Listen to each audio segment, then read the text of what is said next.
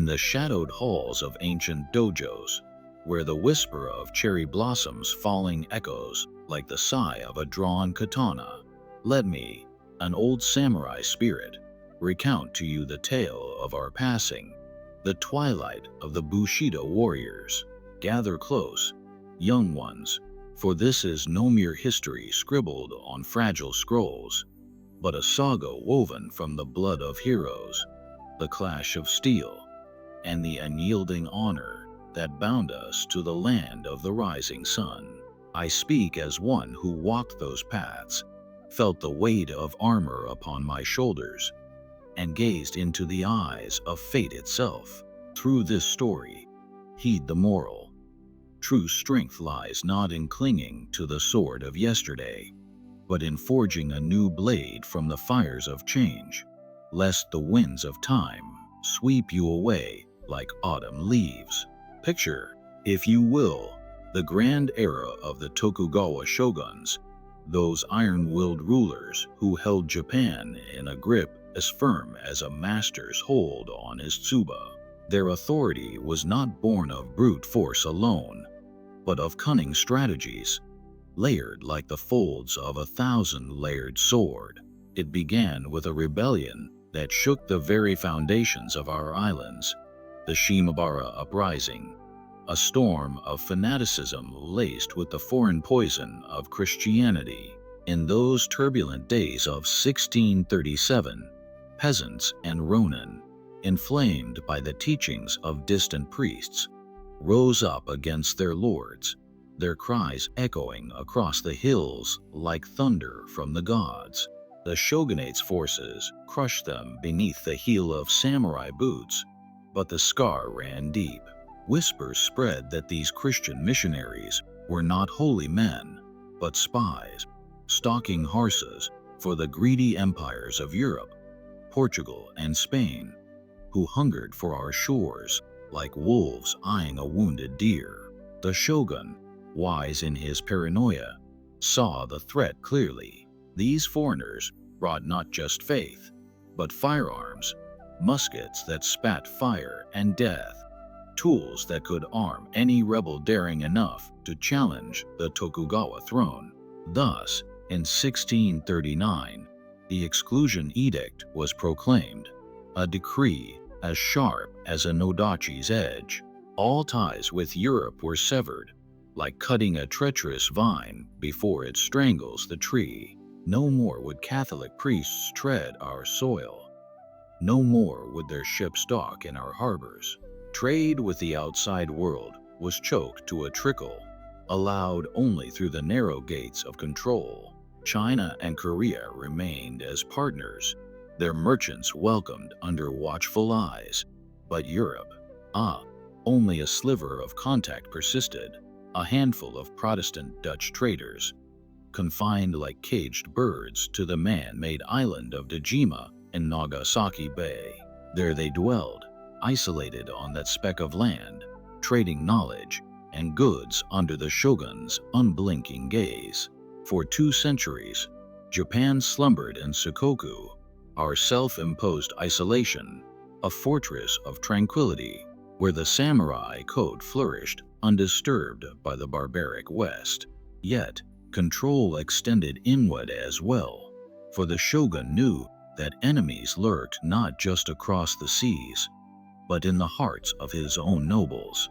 The daimyo, those proud lords of vast domains, were potential rivals, their castles looming like defiant mountains.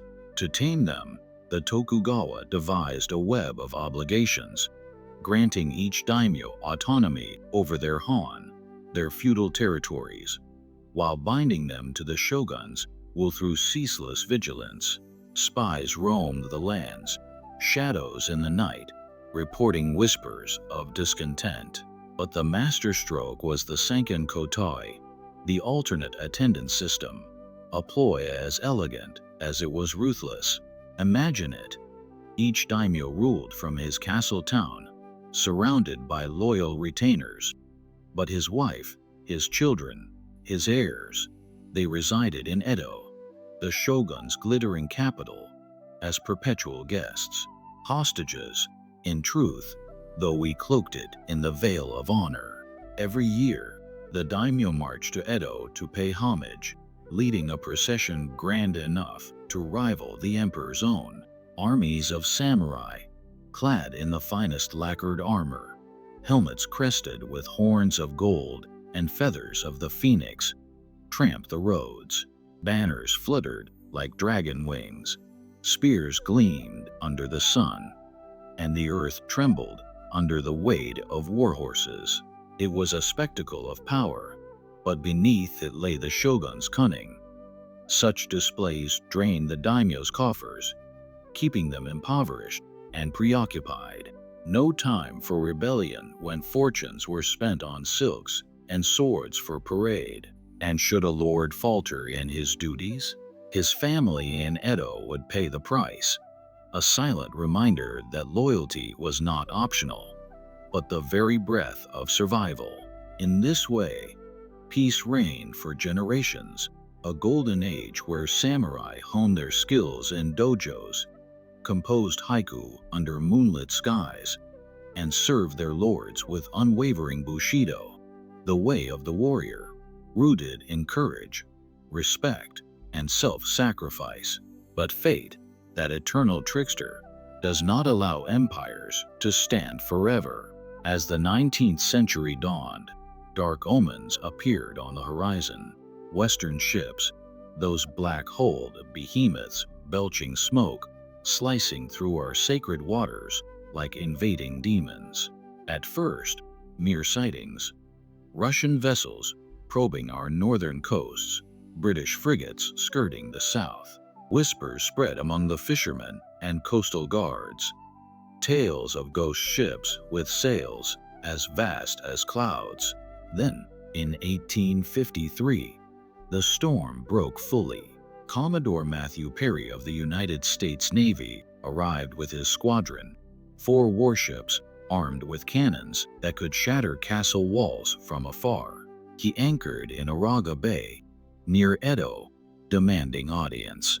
The shogun's officials, clad in traditional robes, faced these foreigners with stoic masks, but fear gnawed at their hearts. Perry presented his demands: open Japan to trade, end the isolation, or face the fury of modern warfare. He departed after a tense standoff, promising, or threatening, to return. And return he did in 1854, with an even mightier fleet, his ships a testament to the industrial might of the West.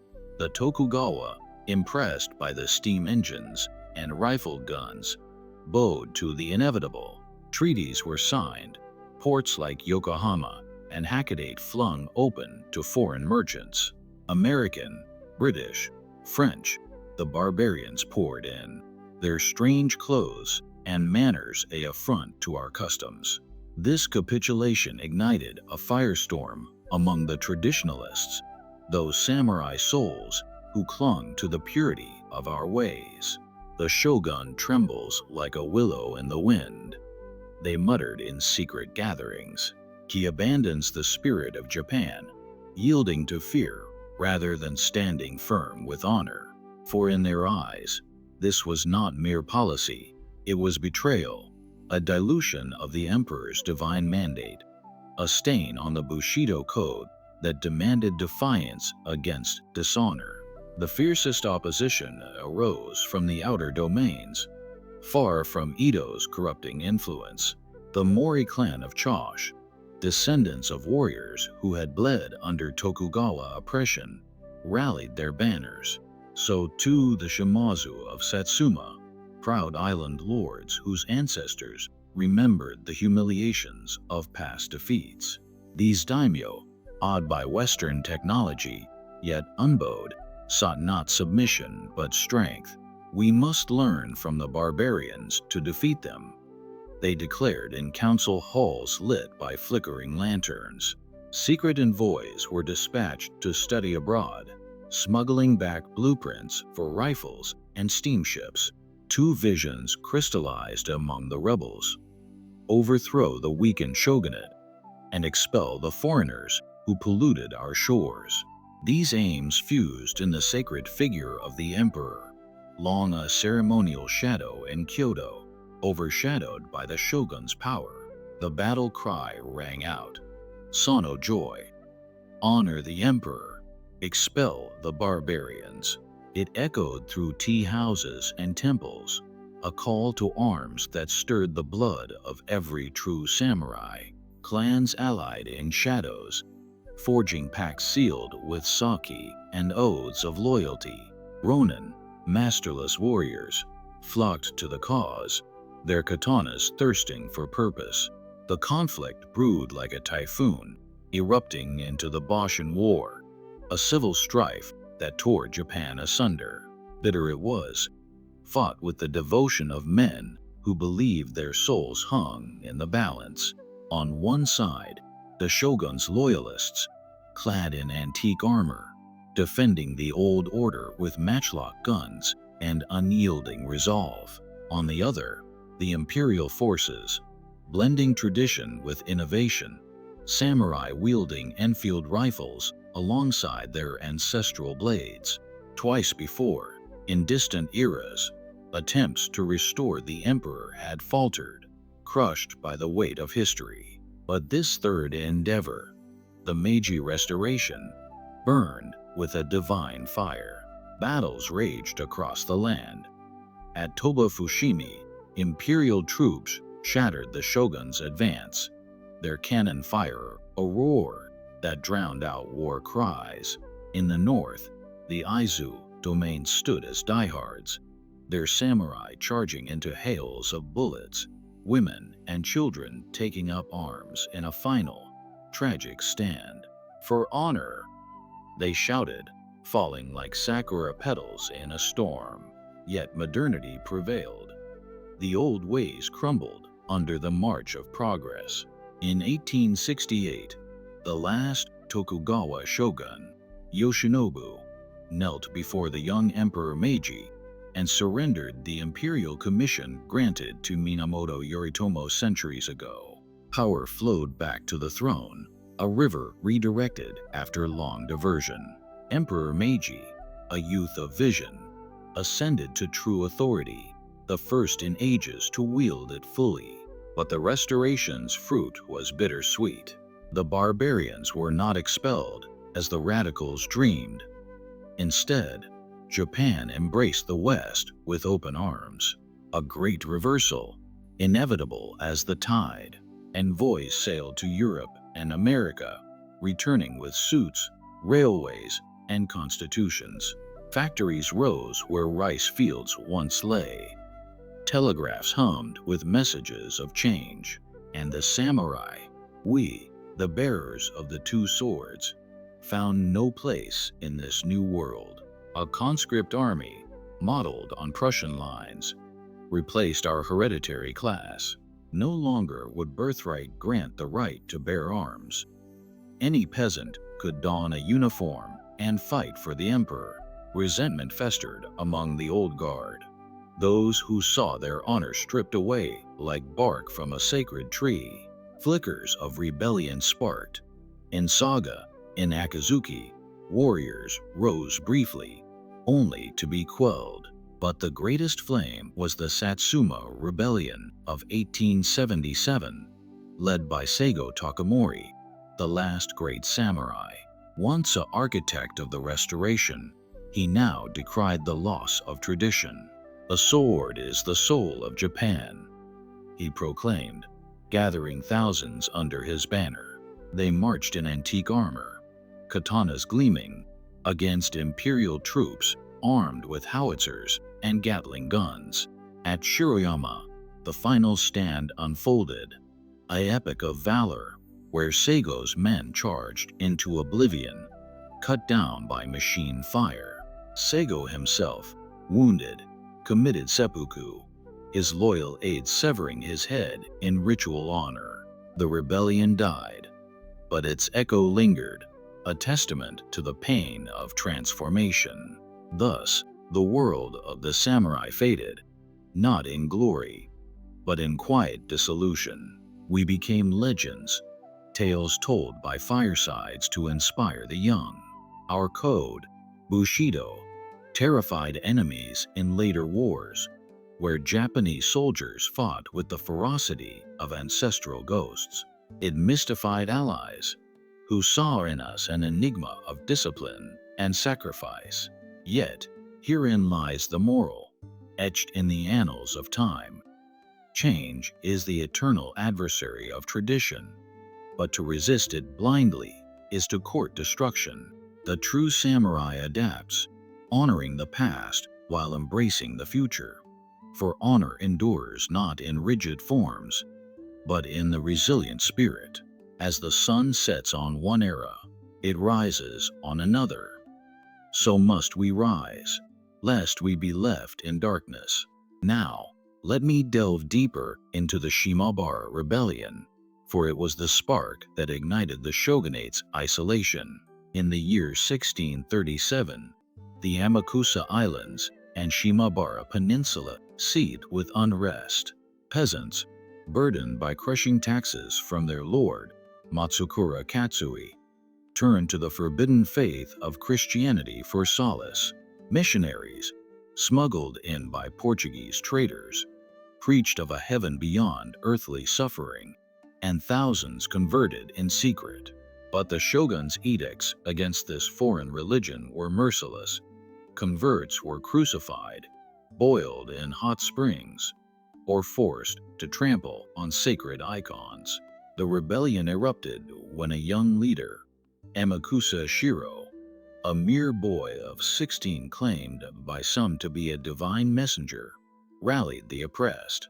"Rise for the Lord," he cried, and 37,000 souls, farmers, ronin, even women and children, took up arms, fortifying themselves in Hera Castle. The shogunate's response was thunderous. Over 120,000 troops besieged the castle, but the rebels held for months, their faith a shield stronger than steel. They repelled assaults with stones and arrows, singing hymns amid the carnage. Desperate, the shogun sought aid from the Dutch, who bombarded the castle from ships, proving the peril of foreign alliances. When the walls finally fell in 1638, the slaughter was total, heads piled like grim trophies. Shiro's severed head was paraded through Nagasaki, a warning to all. This horror convinced the Tokugawa that Christianity was a Trojan horse for invasion, leading to the edict that sealed our borders. Moral here: beware the seeds of foreign influence, for they may grow into thorns that pierce the heart of a nation. Yet, in isolation, we found strength, cultivating our own garden of culture. The exclusion edict transformed Japan into a hermit kingdom, but one of profound beauty. Imagine the ports of Nagasaki, once bustling with Iberian galleons, now quiet save for the annual Dutch ship. On Dejima, that tiny fan-shaped island, perhaps 200 meters long, lived a dozen merchants, their world a prison of luxury. They traded clocks, telescopes, medical books, rongaku, Dutch learning, that trickled into our scholars' hands. Samurai physicians studied anatomy from forbidden texts, dissecting criminals in secret to unlock the body's mysteries. Artists depicted these odd foreigners in ukiyo-e prints, their red hair and blue eyes a source of wonder and ridicule. Life flourished inward. Tea ceremonies perfected. Kabuki theaters thrived. Geisha enchanted with song and dance.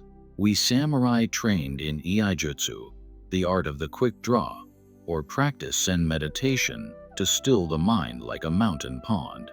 But control over the daimyo was the edict's domestic twin. Each han was a microcosm of the shogunate, with its own samurai bureaucracy. The Tozama daimyo, outer lords like the Mori and Shimazu, were watched closest, their ancestors having opposed the Tokugawa at Sekigahara. Spies, Metsuki, infiltrated courts, reporting on everything from rice harvests to whispered plots. The alternate attendants forced daimyo to alternate years between Han and Edo, their journeys epic undertakings. A procession might include 1,000 men, samurai on horseback, Ashigaru foot soldiers, porters bearing palanquins. Roads were lined with inns, tea houses profiting from the traffic. In Edo, daimyo mansions rivaled palaces, where wives and children lived in opulent captivity, learning courtly arts while serving as collateral. One tale illustrates the system's bite. A daimyo of modest means, burdened by the costs, sold family heirlooms to fund his march. Arriving in Edo, he bowed before the shogun, his armor polished, but his coffers empty. "Your loyalty shines brighter than gold," the shogun said, but the daimyo knew the truth. Poverty ensured obedience. Moral power is maintained not just by the sword, but by the chains of obligation, teaching us that true mastery controls without constant battle. As centuries passed, cracks appeared. In 1792, Russian ships under Adam Laxman sought trade, rebuffed politely. Then, in 1808, British frigate Phaeton raided Nagasaki, exposing our defenses' weakness. Whaling ships strayed into waters, their crews demanding provisions. The shogunate issued edicts to repel foreigners by force, but samurai gunners, armed with outdated cannons, hesitated before steam-powered vessels. Tension mounted until Perry's arrival. His black ships, Susquehanna and Mississippi, were marvels, paddle wheels churning without wind, cannons capable of leveling forts. Perry's letter from President Fillmore demanded ports for coaling, protection for shipwrecked sailors, and commerce. The shogun's council debated fiercely. Abe Masahiro, the chief counselor, advocated negotiation, fearing war. Traditionalists like Tokugawa and Nariaki of Mido urged defiance. In the end, concessions were made. The Treaty of Kanagawa in 1854 opened Shimoda and Hakodate. Soon, Townsend Harris negotiated broader access, leading to unequal treaties that exempted foreigners from Japanese law, a humiliating extraterritoriality. Foreigners flooded in, missionaries preaching anew, merchants hawking opium and textiles, diplomats in top hats clashing with kimono-clad officials. This sparked the Sano Joy movement. In Chosh, Daimyo Mori Takachika funded secret academies where samurai studied Western military science.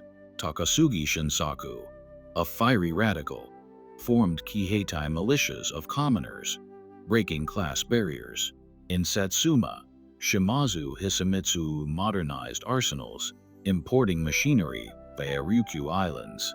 Ronin like Yoshida Shoin preached revolution, his execution fueling martyrdom. Assassinations rocked Edo. Ii Naosuke, the pro-treaty regent, fell to Mido blades in the Sakuradaman incident of 1860. The Civil War unfolded in phases. The Chosh expedition of 1864 saw shogunate forces punish the domain, only for Chosh to rebound with Satsuma aid. Alliances formed. The Sacho alliance united the rivals against the Tokugawa. Emperor Komai, though anti-foreign, lent symbolic support. Before his death in 1867, young Meiji ascended. His advisors, Okubo Toshimichi, Kido Takayoshi, plotting the coup. The Boshin War began in 1868. At Toba Fushimi, Imperial artillery decimated shogunate cavalry. Yoshinobu fled Edo, surrendering the castle bloodlessly. Northern holdouts formed the Ezo Republic, but were crushed at Hakodate in 1869. Aizu's fall was poignant. Byakutai, young samurai boys, committed mass suicide on Iemori Hill, mistaking smoke for their castle's destruction. Their story embodies Bushido's tragic beauty, loyalty unto death. Meiji's reign ushered modernization. The Charter Oath of 1868 promised deliberative assemblies, ending feudalism. Samurai stipends were commuted to bonds, many impoverishing. The Heian Chicken of 1871 abolished Han, creating prefectures. Conscription in 1873 drafted all classes, arming them with Marauder rifles. Rebellions flared, Shimpurin in Kumamoto, Akazuki in Fukuoka. But Satsuma's was epic. Seigo, disillusioned by loss of privileges, led 40,000 against 300,000 Imperials. Battles like Tabaruzaka saw hand-to-hand combat amid rain and mud. At Shiroyama, 400 survivors charged into gunfire. Seigo's death marked the samurai's end. In reflection, our passing teaches, adapt or perish. Japan rose as a power, defeating China in 1895, Russia in 1905, inspired by samurai spirit transmuted into national ethos. Yet, in Bushido's core, rectitude, courage, benevolence, we find eternal lessons for all ages.